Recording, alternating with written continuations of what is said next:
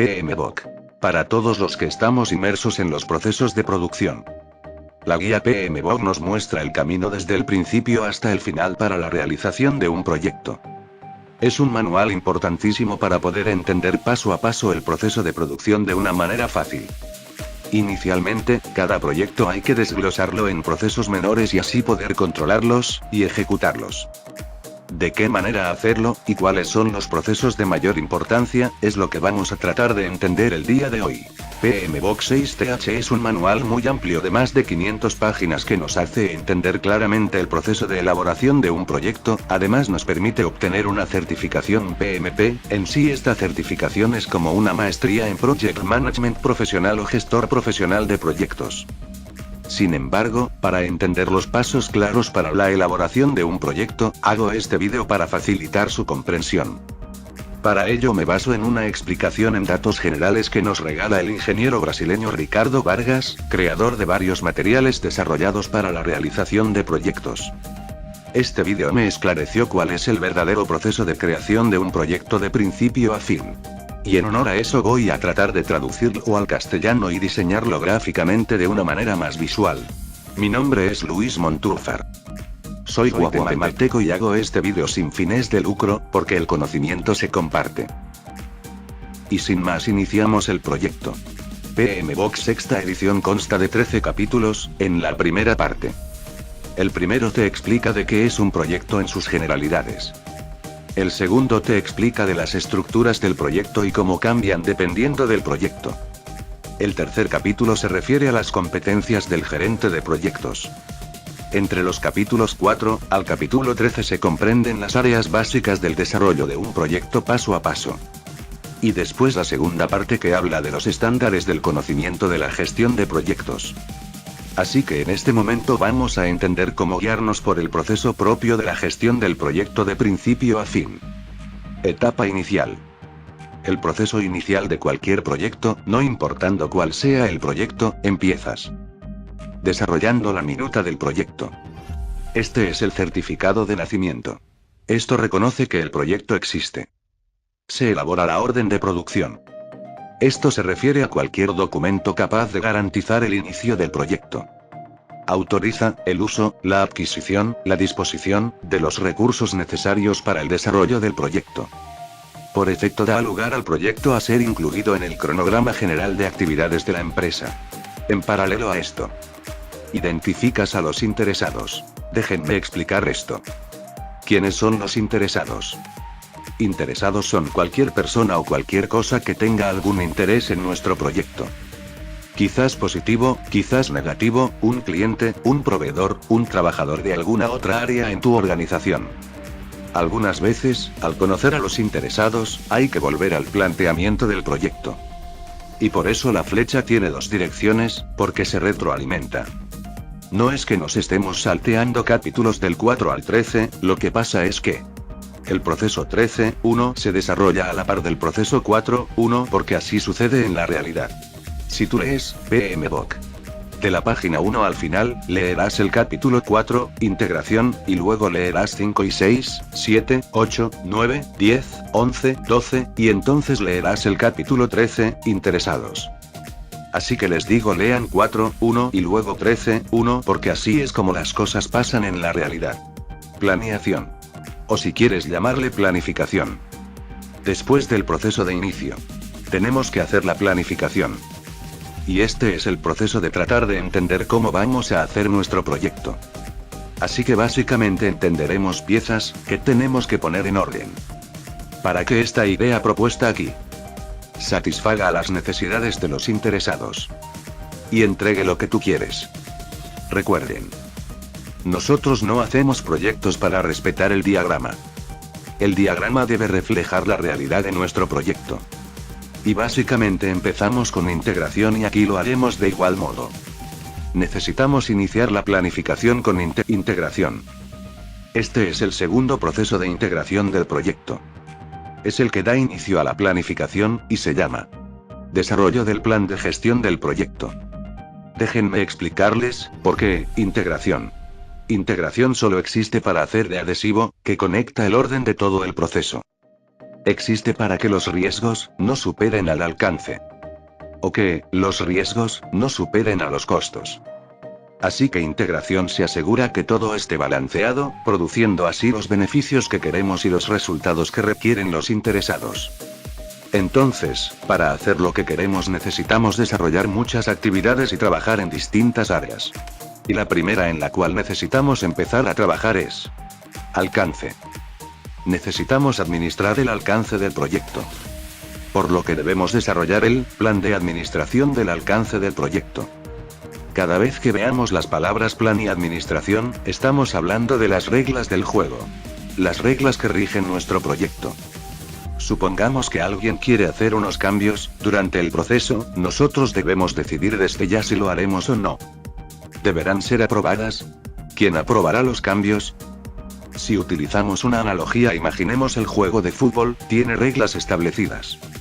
Tienen que ser 11 jugadores, el gol se marca cuando el balón atraviesa la línea completamente. ¿Por qué? Porque tienen que haber reglas para poder jugar y así optimizar el factor tiempo. Y las reglas no se definen cuando el proceso vaya por la mitad. Tal vez sea un listado enorme, tal vez sea uno pequeño, pero es algo que delinea la ruta que debemos seguir. Entonces necesitamos establecer las reglas que rigen nuestro proyecto.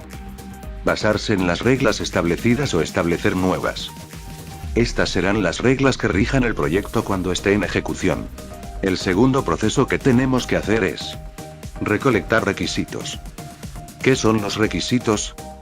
Requisitos son las cosas que tengo que hacer. O elementos que tengo que tener. Para entregar lo que yo quiero. Hay requisitos de funcionamiento, técnicos o de actividades. Por ejemplo, el funcionamiento de una puerta requiere un motor eléctrico. Este es un requisito de funcionamiento. ¿Cuál es un requisito técnico? ¿Qué especificaciones son necesarias para que funcione el motor eléctrico? Para que este motor haga lo necesario. Y entonces aparecen los requisitos de recursos, comprar el motor, instalar el motor, probar el motor. Así que en este momento es donde obtenemos todos los requisitos para completar el proyecto. En su mayoría hablando con los interesados, tratando de entender y anticipar la posición en la que estamos y en la posición en donde queremos estar.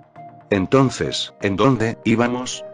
Tenemos que definir el alcance del proyecto. En base a todos los requerimientos, definimos los adecuados para el proyecto. Y fabricamos un manual para la realización, un integrado. Elaboramos una declaración del alcance del proyecto. Es muy importante notar que no solo incluye materia prima, herrajes, etc. Se trata de incluir procesos, tiempos y actividades, para que tenga un alcance real. Pareciera burocracia y tal vez lo es, pero es necesario producir esta declaración. Para que la podamos utilizar al desarrollar el proyecto. Y también cada vez que realicemos este mismo proyecto, si en dado caso fuera repetitivo. Y después de eso creamos el Work Breakdown Structure, o WBS. La estructura de desglose del trabajo. Recuerden, el WBS luce como un viejo organigrama. Es una herramienta fundamental que consiste en la descomposición jerárquica del proyecto. Desglosar el proceso general del proyecto, en piezas más manejables de trabajo, bajo un orden de prioridades del proceso. Orientada a facilitar el trabajo, a ser ejecutado, por el equipo del proyecto, y así cumplir con los objetivos de este. Este esquema es fascinante porque es el que de verdad rige el alcance del proyecto, programando las metas dentro del proceso. Así que estos 4 son los procesos que necesitamos hacer para entregar nuestro trabajo. Y esto será una pieza principal de nuestra planeación del proyecto. Después de saber qué es lo que queremos hacer, necesitamos entender cuánto tiempo nos tomará la ejecución del proyecto. Entonces tenemos que hacer un plan de administración del cronograma del proyecto. Recuerden, ¿por qué tomar tiempo para explicar el alcance? Porque aquí es lo mismo que explicar el alcance, pero esta vez, en todo lo que concierne a tiempos. Así que básicamente, estas son las reglas del juego en lo concerniente a tiempos. Por ejemplo, ¿qué haré si alguna tarea se atrasa? ¿Cómo puedo calcular los riesgos? ¿Qué tan preciso tengo que ser cuando planifique la duración de un proceso? Este proceso en la edición 5 se llamaba tiempo, pero ahora se llama cronograma. Porque no solo es el tiempo como duración, sino el manejo de los distintos tiempos durante todo el proceso.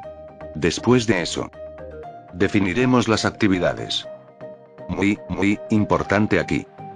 Aquí hacemos el desglose del trabajo. Aquí definimos actividades que tenemos que completar para complementar ese paquete de desglose del WDS, así que déjenme darles un ejemplo. Desglose del trabajo. Puerta. Actividades. Cortar la puerta, enmarcar la puerta, colocar la cerradura. ¿Y por qué las actividades están aquí? En cronograma. Recuerden, estas son las actividades necesarias para cumplir con los requerimientos del proyecto. Porque, las actividades son la ruta para definir la secuencia de actividades y estimar la duración de tales actividades. ¿Qué tenemos que hacer en este proceso? Calcular en base al registro histórico, o de manera métrica a razón de experimentación el tiempo requerido para cada actividad. Esto es sumamente importante y no siempre se puede lograr en un corto plazo. Pero es necesario y vital iniciar esta medición desde el primer momento, porque estos tiempos nos servirán para cualquier proyecto que necesitemos realizar. Secuenciar actividades. Se trata de crear un orden de actividades específico para el proyecto, en base a los factores que influyen en estas actividades. Por ejemplo, hay dos procesos que realizar en una maquinaria y no se pueden realizar de manera simultánea. Uno toma más tiempo que el otro, pero el otro toma menos personal para su realización, entonces puedo secuenciar las actividades para que se desarrollen en distintos horarios, la primera puede ser en tiempo extra, y la segunda en tiempo normal, y así no tener que encarecer la planilla.